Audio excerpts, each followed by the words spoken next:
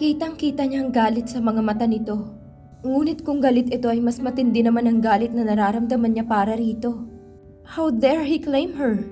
And so with gritted teeth she said, "Naririnig mo ba ang sarili mo? Are you out of your goddamn mind?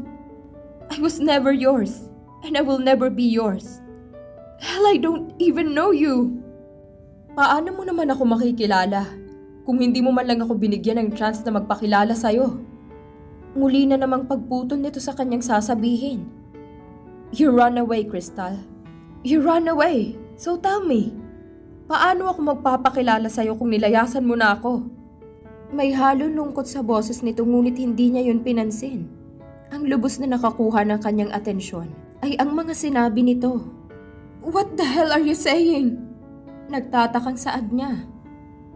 Yes, I ran away. But that's because my parents wanted me to marry someone I don't even know. Ano namang kinalaman mo? She was not able to finish her sentence when realization hit her. You ran away, Crystal. You ran away, so tell me. Paano ako magpapakilala sa'yo kung nilayasan mo na ako? Bumilis ang tibok ng kanyang puso. Bigla siyang kinabahan. Oh God. Nakaawang ang bibig na tiningnan niya sa mga mata si Darius. Yes, Crystal. Tama ang naiisip mo. I am Darius Dave Becker, your fiancé. Nanlaki ang kanyang mga mata, and the disbelief can be written all over her face. No, this couldn't be. This is not happening. She thought. Ayaw tanggapin ng utak niyang nalaman niya. It couldn't be. Hindi maaari. Kaya nga siya lumayas dahil ayaw niyang makasal sa lalaking gusto ng kanyang mga magulang. And now? You've gotta be kidding me. Hindi pa rin makapaniwala na saad niya at umiling-iling. No, it can't be. This can't be happening. Believe whatever you want to believe. But I am telling the truth, Crystal. I am your fiancé. I already told you, you are mine. And I have to claim what is mine. Anito sa seryosong tinig. Umiling siya. Hindi magawang iproseso ng utak niya ang mga sinabi nito. Kaya naman isang salita lang ang lumabas mula sa kanyang bibig. Why? Ang tanging na isa tinig niya. Na para bang sa isang why na iyon ay masasagot na ang lahat ng mga katanungan na gumugulo sa kanyang isipan. Why? Pag-ulit ni Darius sa kanyang sinabi. Sa tingin mo, Crystal, bakit nga ba? Tanong nito pabalik habang matiim na nakatitig sa kanya. I am asking you kasi hindi ko alam. Gulong-gulo na ako. Bakit kailangang umabot sa ganito? Ayokong magpakasal sa'yo o sa kahit sino pa. Alam mo naman, hindi ba? Hindi ako kagaya ng ibang babae. I am a lesbian. Alam mo yun. At alam mo din na may ibang mahal ako. May iba nang nagmamay-ari sa puso ko kaya nakikiusap ako sa'yo. Pakawalan mo na ako. Kakalimutan ko ang lahat ng ginawa mo sa akin. Pakawalan mo lang ako. Please. Pagsusumamo niya sa binata. Ngunit hindi ito natinag. Nasa mukha nito ang pagkadesperado at ang paninigurado. Sa huli ay nag-iwas lamang ito ng tingin. Magbihis ka. May mga damit dyan sa cabinet para sa'yo. Pagkatapos mo magbihis ay lumabas ka na so we could eat our breakfast. Anito na tila ba hindi nito narinig ang mga sinabi niya. At sa halip ay tumayo lamang ito at inayos ang pantalon nito saka nito tinungo ang pintuan papalabas ng silid. Nasa bukana na ng pintuan si Darius nang muli siyang magsalita. Please, pakawalan mo na ako dito. Hindi mo ako pagmamay-ari. Kahit kailan, hindi mo ako magiging pagmamay-ari. I already belong to someone else. So please, just let me go. Please, let me go. Let me go. Piping dasal niya. Ngunit ganoon na lamang ang pagkadismaya niya sa naging tugon nito. No. Mariin itong sabi sa kasya nito ni Lingon.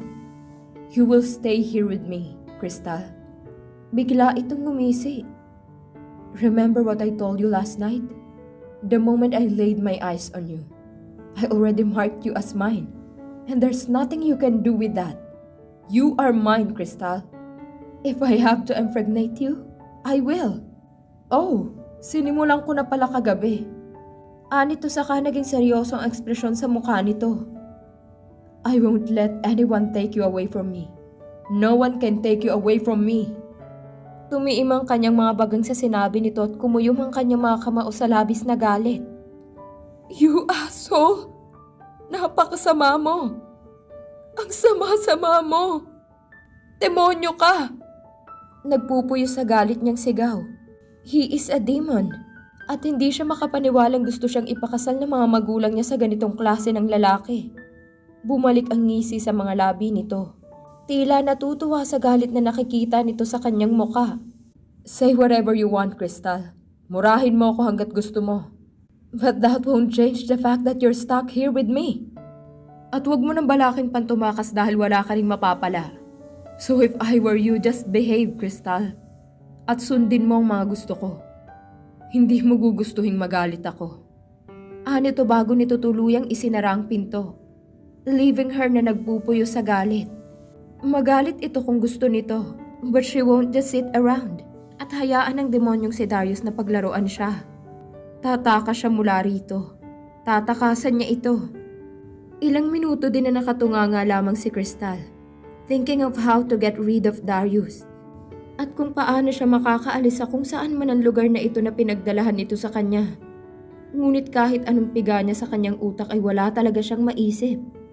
She needs to think of a plan. Kailangan niya makatakas mula rito. Makalipas ang ilang minutong pag-iisip ng plano kung paano makakatakas mula kay Darius, Crystal decided to get dressed as what Darius has told her. Nanginginig na tumayo siya at tinungo niyang maliit na aparador. Napapangiwi siya sa tuwing humahakbang siya. Maliban kasi sa may mahapdi sa kanya, ay nanlalagkit din ang kanyang buong katawan. Hindi man lang ba niya ako paliliguin? Nakangiwi at naiinis na sabi niya. I am going to ask that later. She thought. Saka niya binuksan ang aparador at pumili ng mga damit na isusuot niya. Mabuti naman at mga desente naman pala ang mga damit na pinili nito. Akala kasi niya ay puro malalaswang mga damit ang makikita niya. In the end, she chose to wear a simple t-shirt and jogging pants.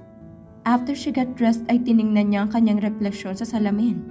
Maliban sa namamagaan niyang mga labi dahil sa marahas na paghalik sa kanya ni Darius, ay maayos naman ang itsura niya at walang bakas ng pangmumolestya sa kanya. Kung matatawag nga bang pangmumolestya iyon. Nagustuhan mo rin naman yon. Umuungol ka nga, hindi ba? Hanang kontrabida niyang isipan. Nagustuhan niya nga bang mga nangyari? Dapat ba bang tinatanong yan, Crystal? You were moaning endlessly. Ano sa palagay mo ang dahilan kung bakit gano'n na lang mag-react ang katawan mo? Siyempre dahil nagustuhan mo. Narinig na naman niyang sagot sa kanya ng kontrabida niyang isipan. Nagustuhan ko nga ba? I admit na may kakaibang kiliti at sarap akong nadama sa mga pinagagawa niya sa akin. Ngunit posible namang nadala lang ako sa tawag ng laman. Pero teka, parang ganun din naman yun, di ba? Ibig sabihin ba ay nagustuhan ko nga? Napamura siya sa kanyang mga naiisip. Hindi na talaga niya alam kung ano ang nangyayari sa kanya. Aaminin na niyang naapektuhan siya sa mga ginawa sa kanya ni Darius. Ngunit may kasintahan na siya. Mahal niya si Amy and she can't afford to hurt her. Anong mukha ang ihaharap niya kay Amy kapag nalaman itong inangkin ng isang lalaki ang kanyang katawan? And the worst thing is, her supposed to be fiancé is the one who took her innocence. Sigurado siyang labis itong masasaktan. Nagtatalo pa rin ang dalawang bahagi ng utak niya when the door of the room was opened by Darius. Napabaling ang tingin niya sa binata. And there she saw him, only wearing his boxers, looking at her with an emotion on his eyes na hindi niya kayang pangalanan. O ayaw niya lang talagang pangalanan. Hindi niya gustong nakikita niyang emosyon sa mga mata nito. Kaya naman ibinalik niya ang tingin sa salamin at inayos ang mga buhok niya na tumatabing sa kanyang muka. Naramdaman niyang pumasok ito sa loob ng silid.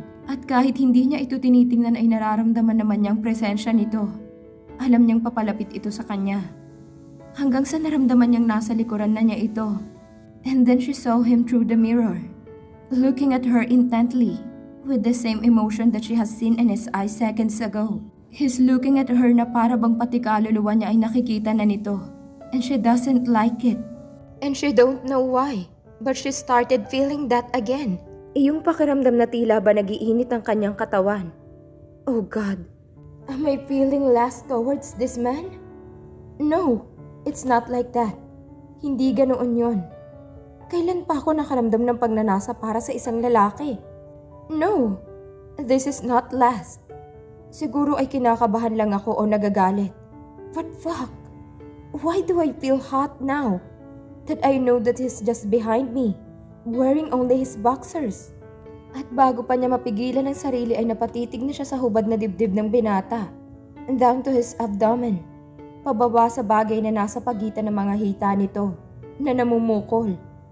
Don't tell me he's having a boner. Mabilis niyang naibalik ang paningin sa mukha nito. And there she saw him grinning from ear to ear. At alam na niya kung ano ang tinatakbo ng isip nito. Nag-init ang kanyang mga pisngi. Ilang beses na ba siyang napahiya sa lalaking ito? The words that are coming out of her mouth is totally different from how her body reacts, and no, this is not her. She's not like this. Hindi naman siya ganito dati. Ano pa talaga ang nangyayari sa kanya? Ano ba ang ginawa ni Darius sa kanya? Did the guy cast a spell on her or something? Darius is not really good for her. He is turning her into someone that she doesn't want her to be. The way she's acting right now is not her usual self. Pakiramdam niya ibang tao siya, talagang hindi niya nagustuhan yun. She has to bring back her old self. She needs to bring back the Crystal she was before Darius kidnapped her. Nang matapos siya sa pag-aayos sa kanyang sarili ay agad niyang ibinaling ang kanyang tingin kay Darius, na nasa kanya pa ring harapan at nakangisi pa rin. With an irritated look on her face, she asked, "Anong nginingisi-ngisi mo dyan?" Lumawak ang ngisi nito. "Wala naman. It's just that I saw you staring at my body. Especially at my, now, hard member. Kaya hindi ko mapigilang mapangisi. And oh, you look so cute when you're blushing, sweetheart," he said. And how she wanted to rip off his lips nang hindi na niya makita ang nakakairita nitong ngisi. "Me? Blushing?" she said sa kapagak na tumawa. "You are just hallucinating, Mr. Brecker. Why would I even blush? Because of you? Baka naman nakakalimutan mo na kung ano ako. I am a lesbian. Isa pa may girlfriend ako, and I love her. Kaya kahit ilang beses mo pang angkinin ang katawan ko, that still wouldn't change the fact that my heart, my body, and my soul belongs to somebody else. Kaya kung ano man ang pinaplano mo, mabuti pa huwag mo nang ituloy. Dahil makuha mo man ang katawan ko, ay hindi mo makukuha ang puso ko," she said without blinking and without taking her eyes off him. Nawala ang ngisi nito at napalitan ng isang seryosong ekspresyon. "Ako ang tipo ng tao na hindi ka agad sumusuko, Crystal. Kapag ginusto ko, makukuha ko. And you won't be an exemption to that. Sisiguraduhin kong mapapasakin ka. Hindi lang ang katawan mo, kung hindi ang buong pagkatao mo," he said. Ramdam niyang kumpiyansa sa boses nito, dahilan upang muli na naman siyang pagak na tumawa. "You sound so confident. Do you really think nahahayaan kong sarili ko na magpaangkin sa'yo? After everything that you've done to me? Sa tingin mo talaga hahayaan kong sarili ko na mahulog sa isang demonyong katulad mo? Tell me, Mr. Becker, ano ba talaga ang motibo mo? Why do you want to marry me? Why do you want me so much? Is it because of my parents? Did my father ask you to do this? O baka naman para sa kumpanya nyo? Para ba sa pera?" Mapait siyang ngumiti. "Ganun ba talaga kahalaga para sa inyo ang pera na nagagawa niyong gawin sa akin ito? Nasaktan ako sa ganitong paraan? Ganun ba talaga kahalaga para sa mga magulang kong pera para pilitin ako sa isang bagay na hindi ko gusto? Ganyan ba talaga kahalaga sa iyo ang pera na nakuha mo pa akong kidnapin at ilayo ako sa taong mahal ko? Ganun ka ba talaga kagahaman sa pera, ha?" Galit niyang sigaw rito. She can't control the pain and anger that she's feeling right now. She's hurt. She's in pain. She's broken. Nakita niya ang pagbakas ng lungkot at pait sa mukha nito. Ngunit sandali lamang yon. Dahil bumalik ang seryosong ekspresyon nito. You don't know anything, Crystal. Kaya wag mo kong husgahan. Wala kang alam kaya wag mo kong paratangan. Anito sa kasya nito tinalikuran. Lumabas ka na kapag tapos ka ng mag-ayos ng sarili. He said bago ito tuluyang lumabas na ng silid. She was speechless for a moment. Darius somehow looked hurt. Siya pa ngayon ang nasasaktan after everything that he did to me? She said saka siya umiling-iling nang may mapait na ngiti sa kanyang mga labi. Nang makalabas siya sa silid ay sala kaagad ang nakita niya. She looked around and Darius was nowhere to be seen. Where is that man? Oh well, wherever he is. Sana ay doon siya manatili at huwag na siyang bumalik. Pabulong niyang saad. Dahan-dahan at paika-ika siyang naglakad. Naalala niyang sinabi nito that they are going to have breakfast, kung kaya't hinanap niya ang dining room. At habang hinahanap niya ang dining room, ay hindi niya napigilan na bigyan pansin ang bahay. Hindi naman ganun kalaki ang bahay, but the interior design of the house looked amazing and expensive. Halatang pinagkagastusan ng bahay. At dahil nga hindi naman ganoon kalaki ang bahay ay mabilis niyang nahanap ang dining room, kung saan niya nakita ang isang parehabang lamesa na may mga pagkain na nakahain. Lumapit siya sa lamesa. Mukhang hindi pa nagagalaw ang mga pagkain. Indikasyon na hindi pa kumakain si Darius. Nilingon niya ang bukana ng kusina. Wala pa ring bakas ni Darius. Nang tiningnan niyang muli ang mga pagkain na nasa lamesa ay tumunog na ang kanyang sikmura. Hudyat na talagang gutom na siya. Kaya naman agad siyang humila ng silya at umupo doon and started to eat. Bahala na si Darius sa kung nasaan man ito. Basta siya ikakain na upang magkaroon ng laman ng sikmura niyang galit na galit. There are bacon, hot dog and egg na nakahain sa lamesa. Mayroon pang kape ngunit hindi na ito mainit. At malamang ay kanina pa ito tinimpla. Pagkatapos niyang kumain ay kaagad niyang hinugasan ang kanyang mga pinagkainan. Matapos hugasan ng mga pinggan ay tumungo siya sa sala at umupo sa isang single sofa. Gusto pa niyang magpahinga para naman mabawasan ang kirot na nararamdaman niya sa buong katawan niya. Lalo na sa parteng yon. Inilibot niya ang tingin sa sala ng bahay. Again, she was mesmerized by how amazing the interior design of the house is. Kahit ang mga kagamitan ay mukhang mamahalin. The sofas for example, even the tables, the bases, especially the paintings that are hung in the walls, ay sigurado siyang mamahalin. Ngunit napatigil siya sa pagtingin-tingin sa bahay nang dumako ang kanyang tingin sa isang pinto. Sigurado siyang ang pinto na yun ang pinto palabas sa bahay. Bumangon ang pag-asa sa kanyang puso. Maaaring makatakas na siya mula kay Darius. She looked around the house again. Still no traces of Darius. This is her chance.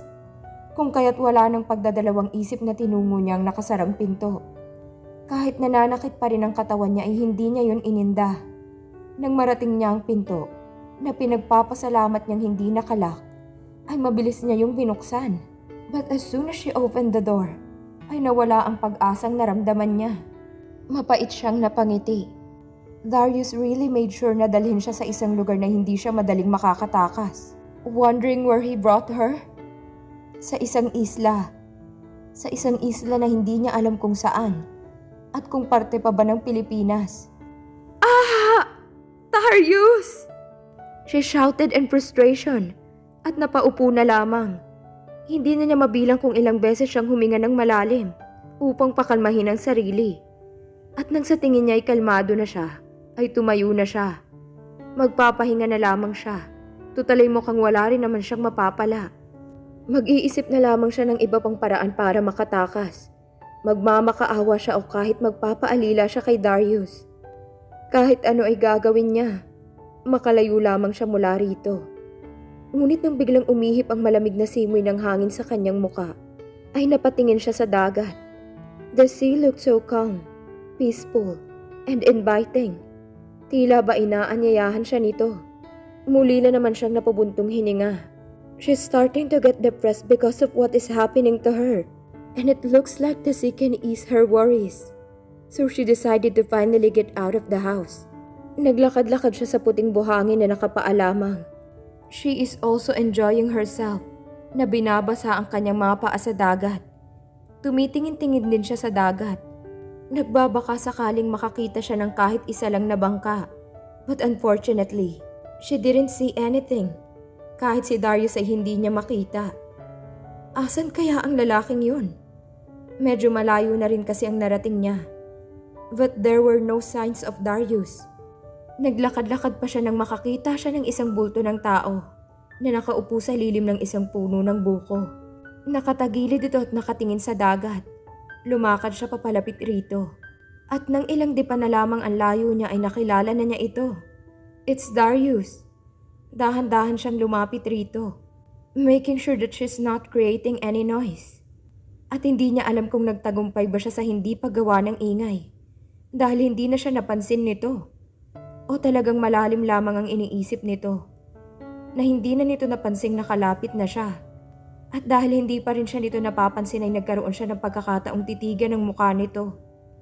Ngayon lamang niya napansin that Darius is one hell of a good-looking man. Makakapalang mga kilay, mahahabang pilik mata, matangos na ilong at kulay rosas na mga labi. But what makes him really attractive is his chiseled jawline na talaga namang nakaw pansin. He is gorgeous man. Dahilan upang magtaka siya kung bakit ito pumayag na magpakasal sa kanya. Gayong napakagandang lalaki nito. Sigurado siyang maraming babae ang nagkakandara pa rito. Kaya bakit pa ito nagpapakahirap sa kanya? Napailing na lamang siya sa sarili niyang mga tanong. As if namang masasagot niya ang sarili niyang mga katanungan. Nang hindi pa rin siya nito napansin ay nagpeke siya ng ubo. Dahilan upang makuha na niya ang atensyon nito. Napalingon ito sa gawin niya. Bahagya pa itong nagulat nang makita siya na nasa tabi lamang nito. "Kanina ka pa dyan?" He asked nang makabawi na ito mula sa pagkagulat. Umupo muna siya sa tabi nito sa kanya ito sinagot. "Medyo, kaso hindi mo naman ako napansin. Mukhang malalim kasi ang iniisip mo. Nagsisisi ka na ba sa mga ginawa mo sa akin? Iniisip mo bang pakawalan na ako?" Tanong niya pabalik nang hindi tumitingin rito.